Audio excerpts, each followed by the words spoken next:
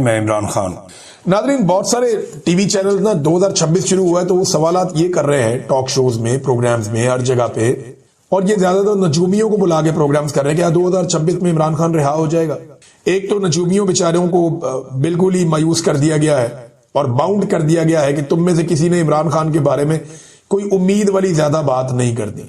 जो भी बात करना चाहता है आसिम मुनीर साहब की गेम चुको, शहबाज शरीफ और उसकी जो हुकूमत है उसके ऊपर उठाओ और ये बताओ कि जनाब मुल्क बहुत तरक्की कर रहा है और प्रवास कर रहा है और ऊंची प्रवास की तरफ टेक ऑफ करने वाला, तो इस किस्म की बातें तुमने करनी है। तमाम नजूमियों को बाउंड कर दिया गया। अब सवाल ये पैदा होता है जो बार बार पूछा जा रहा है सवाल, वो सवाल जायज है या नहीं। 2025 जब आ रहा था तो ये सवाल किया जा रहा था कि क्या 2025 में इमरान खान रिहा हो जाएंगे।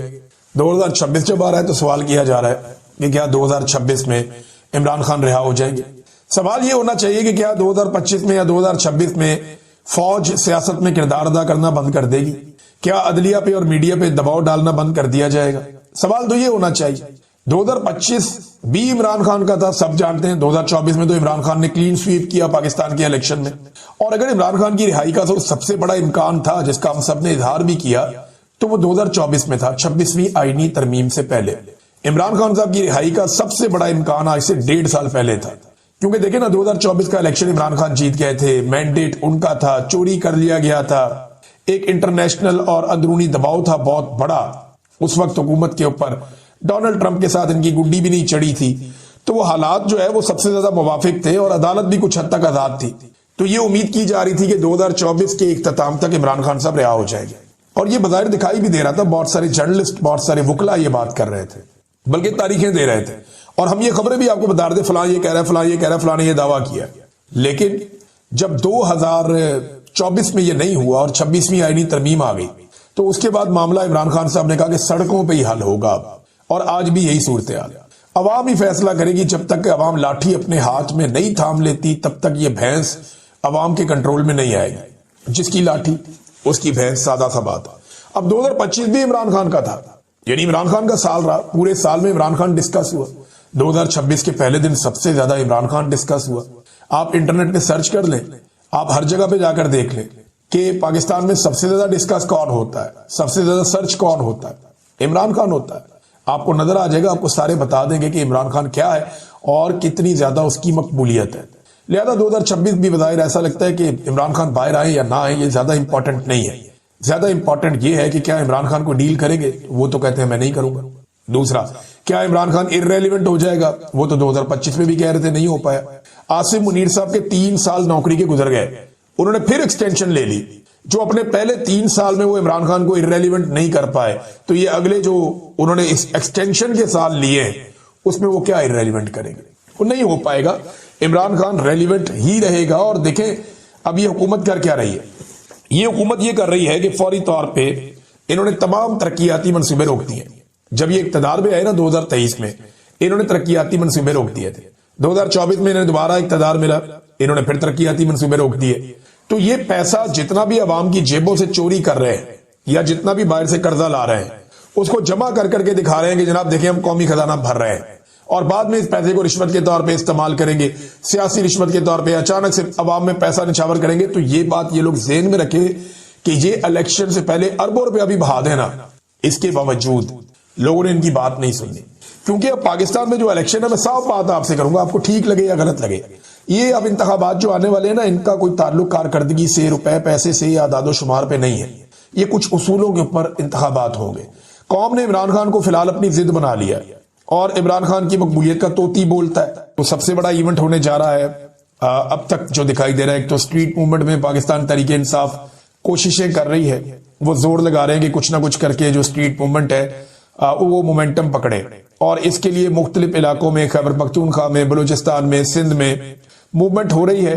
पंजाब में सुहेल अफरीदी का चक्कर लगाने के बाद कुछ मूवमेंट में बेहतरी आई है, और उसके बाद आलिया हमजा साहिबा ने और दीगर लोगों ने मकामी सतह के ऊपर अवामी तहरीक शुरू करने के लिए जो स्ट्रीट मूवमेंट है जो चलनी है, उसके लिए उन्होंने मोमेंटम बनाना शुरू किया है। लेकिन वो मोमेंटम जो 2024 में पाकिस्तान तहरीक इंसाफ के पास था, वो अभी तक पाकिस्तान तहरीक इंसाफ के पास नहीं है।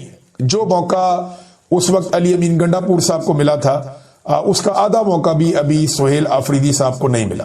लेकिन जिस हिसाब से ये मोमेंटम आगे बढ़ रहा है ये बढ़ता जाएगा। खासतौर पे मज़ार कायद पे जो एक बड़ा प्रोग्राम करने का पाकिस्तान तहरीक इंसाफ फैसला कर रही है कि मज़ार कायद पे हाजिरी देंगे सुहेल अफरीदी साहब। अगर सिंध की हुकूमत ने रोड़े ना अटकाए तो 11 तारीख को एतवार वाले दिन मज़ार कायद पे बहुत बड़ी तादाद में लोग पहुंच सकते हैं, और इतनी बड़ी तादाद में लोग अगर वहां पे इकट्ठे हो गए तो पूरा एक जलसे का समा हो जाएगा।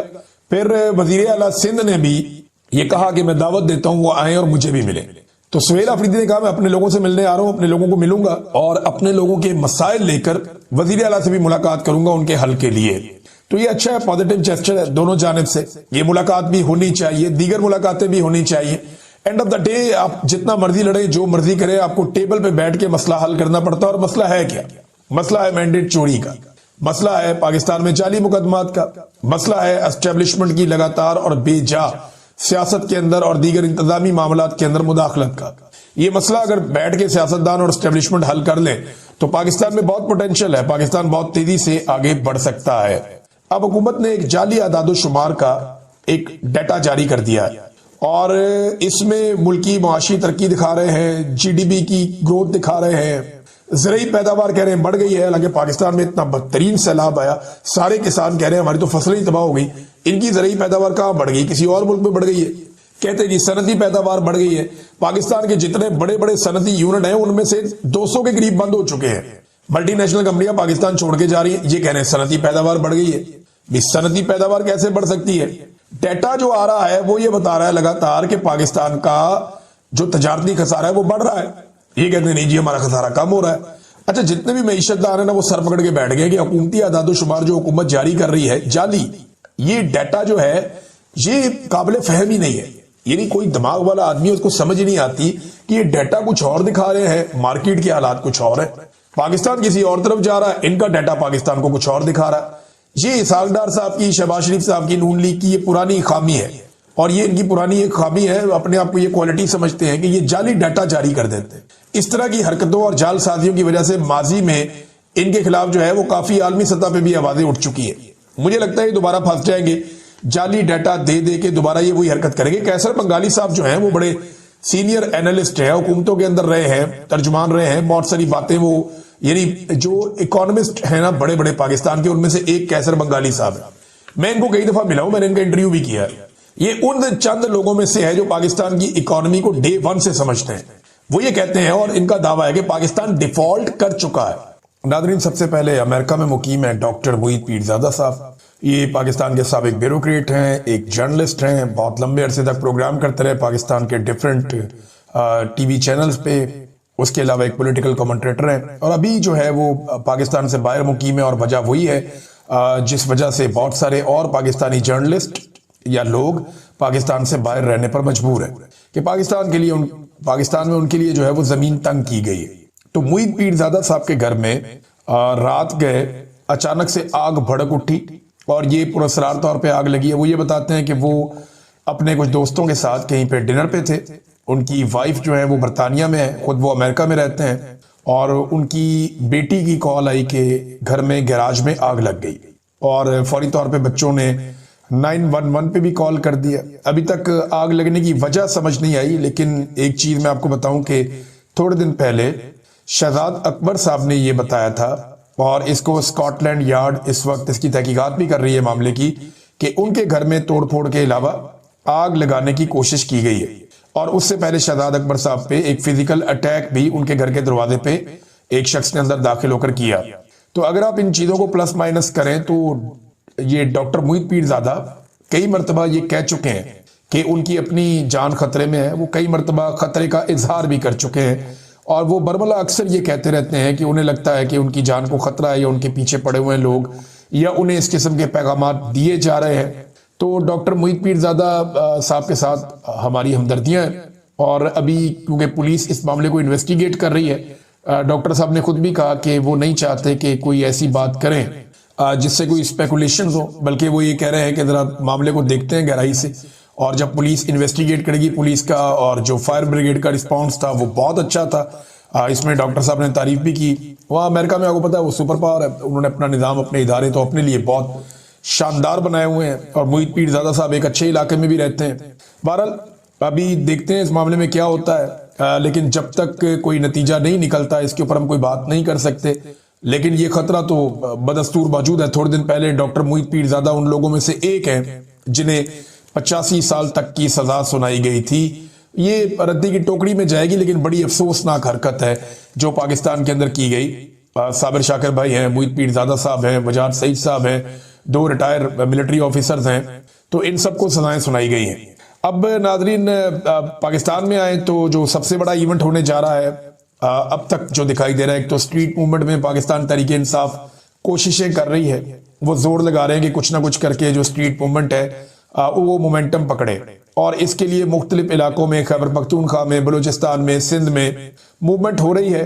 पंजाब में सुहेल अफरीदी का चक्कर लगाने के बाद कुछ मूवमेंट में बेहतरी आई है, और उसके बाद आलिया हमजा साहिबा ने और दीगर लोगों ने मकामी सतह के ऊपर अवामी तहरीक शुरू करने के लिए जो स्ट्रीट मूवमेंट है जो चलनी है, उसके लिए उन्होंने मोमेंटम बनाना शुरू किया है। लेकिन वो मोमेंटम जो 2024 में पाकिस्तान तहरीके इंसाफ के पास था, वो अभी तक पाकिस्तान तहरीके इंसाफ के पास नहीं है।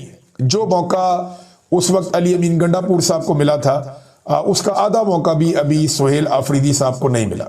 लेकिन जिस हिसाब से ये मोमेंटम आगे बढ़ रहा है, ये बढ़ता जाएगा। खासतौर पे मज़ार कायद पे जो एक बड़ा प्रोग्राम करने का पाकिस्तान तहरीके इंसाफ फैसला कर रही है कि मज़ार कायद पे हाजिरी देंगे सुहेल अफरीदी साहब। अगर सिंध की हुकूमत ने रोड़े ना अटकाए तो 11 तारीख को एतवार वाले दिन मज़ार कायद पे बहुत बड़ी तादाद में लोग पहुंच सकते हैं, और इतनी बड़ी तादाद में लोग अगर वहां पे इकट्ठे हो गए तो पूरा एक जलसे का समा हो जाएगा। फिर वजीर आला सिंध ने भी ये कहा कि मैं दावत देता हूं वो आए और मुझे भी मिले। तो सुहेल अफरीदी ने कहा मैं अपने लोगों से मिलने आ रहा हूं, अपने लोगों को मिलूंगा और अपने लोगों के मसाइल लेकर वजीर आला से भी मुलाकात करूंगा उनके हल के लिए। तो ये अच्छा है, पॉजिटिव जेस्चर है दोनों जानिब से। ये मुलाकात भी होनी चाहिए, दीगर मुलाकातें भी होनी चाहिए।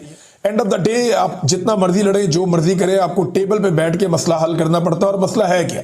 मसला है मैंडेट चोरी का, मसला है पाकिस्तान में जाली मुकदमात का, मसला है एस्टेब्लिशमेंट की लगातार और बेजा सियासत के अंदर और दीगर इंतजामी मामलात के अंदर मुदाखलत का। ये मसला अगर बैठ के सियासतदान और एस्टेब्लिशमेंट हल कर ले तो पाकिस्तान में बहुत पोटेंशियल है, पाकिस्तान बहुत तेजी से आगे बढ़ सकता है। नाज़रीन, बहुत सारे टीवी चैनल ना 2026 शुरू हुआ है तो वो सवालात ये कर रहे हैं टॉक शोज में, प्रोग्राम्स में, हर जगह पे, और ये ज्यादातर नजूमियों को बुला के प्रोग्राम्स कर रहे हैं कि 2026 में इमरान खान रिहा हो जाएगा। एक तो नजूमियों बेचारों को बिल्कुल ही मायूस कर दिया गया है और बाउंड कर दिया गया है कि तुम में से किसी ने इमरान खान के बारे में कोई उम्मीद वाली ज्यादा बात नहीं कर दी। जो भी बात करना चाहता है, आसिम मुनीर साहब की गेम चुको, शहबाज शरीफ और उसकी जो हुकूमत है उसको ऊपर उठाओ और ये बताओ कि जनाब मुल्क बहुत तरक्की कर रहा है और प्रवास कर रहा है और ऊंची प्रवास की तरफ टेक ऑफ करने वाला, तो इस किस्म की बातें तुमने करनी है। तमाम नजूमियों को बाउंड कर दिया गया। अब सवाल ये पैदा होता है जो बार बार पूछा जा रहा है सवाल, वो सवाल जायज है या नहीं। 2025 जब आ रहा था तो ये सवाल किया जा रहा था कि क्या 2025 में इमरान खान रिहा हो जाएंगे। 2026 जब आ रहा है तो सवाल किया जा रहा है कि क्या 2026 में इमरान खान रिहा हो जाएंगे। सवाल ये होना चाहिए कि क्या 2025 में या 2026 में फौज सियासत में किरदार अदा करना बंद कर देगी? क्या अदलिया पे और मीडिया पे दबाव डालना बंद कर दिया जाएगा? सवाल तो ये होना चाहिए। 2025 भी इमरान खान का था, सब जानते हैं। 2024 में तो इमरान खान ने क्लीन स्वीप किया पाकिस्तान के इलेक्शन में, और अगर इमरान खान की रिहाई का तो सबसे बड़ा इम्कान था जिसका हम सब ने इजहार भी किया, तो वो 2024 में था, 26वीं आईनी तरमीम से पहले।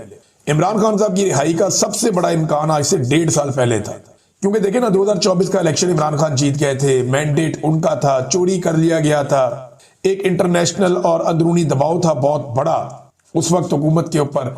डोनाल्ड ट्रंप के साथ इनकी गुड्डी भी नहीं चढ़ी थी, तो वो हालात जो है वो सबसे ज्यादा मुवाफिक थे और अदालत भी कुछ हद तक आजाद थी। तो ये उम्मीद की जा रही थी कि 2024 के इख्तिताम तक इमरान खान साहब रिहा हो जाएंगे, और ये बज़ाहिर दिखाई भी दे रहा था। बहुत सारे जर्नलिस्ट, बहुत सारे वकला ये बात कर रहे थे, बल्कि तारीखें दे रहे थे, और हम ये खबरें भी आपको बता रहे थे, फलां ये कह रहा है, फलां ये कह रहा है, फलां ने ये दावा किया। लेकिन जब 2024 में ये नहीं हुआ और 26वीं आईनी तरमीम आ गई, तो उसके बाद मामला इमरान खान साहब ने कहा कि सड़कों पर ही हल होगा, और आज भी यही सूरत हाल है। अवाम ही फैसला करेगी। जब तक अवाम लाठी अपने हाथ में नहीं थाम लेती तब तक ये भैंस अवाम के कंट्रोल में नहीं आएगी। जिसकी लाठी उसकी भैंस, सादा सा बात। अब 2025 भी इमरान खान का था, यानी इमरान खान का साल रहा। पूरे साल में इमरान खान डिस्कस हुआ। 2026 के पहले दिन सबसे ज्यादा इमरान खान डिस्कस हुआ। आप इंटरनेट पे सर्च कर लें, आप हर जगह पे जाकर देख लें।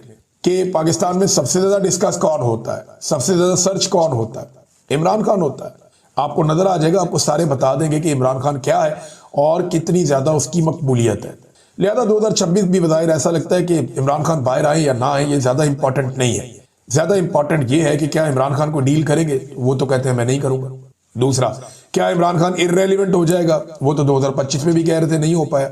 आसिफ मुनीर साहब के 3 साल नौकरी के गुजर गए, उन्होंने फिर एक्सटेंशन ले ली। जो अपने पहले 3 साल में वो इमरान खान को इररेलेवेंट नहीं कर पाए,